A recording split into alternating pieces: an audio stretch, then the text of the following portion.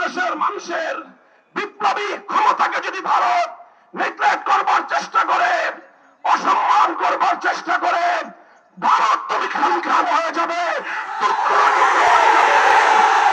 হেফাজতের প্রতিনিধি দল শহীদ সাইফুল ইসলাম আলিফের কবর জিয়ারত করেছে।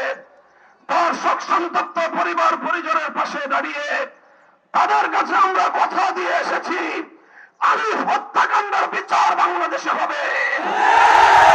শহীদ আলিফ যে জন্য জীবন দিয়েছে রক্ষা করতে পারোনি, রাষ্ট্রের আভ্যন্তরীণ বিষয়ে হস্তক্ষেপ করে তুমি সার্ক অঞ্চল থেকে 4-5 ব্যক্তিগুলো যদি তোমার হাত পা নাক চেপে ধরি তুমি দম নিতে পারবে না।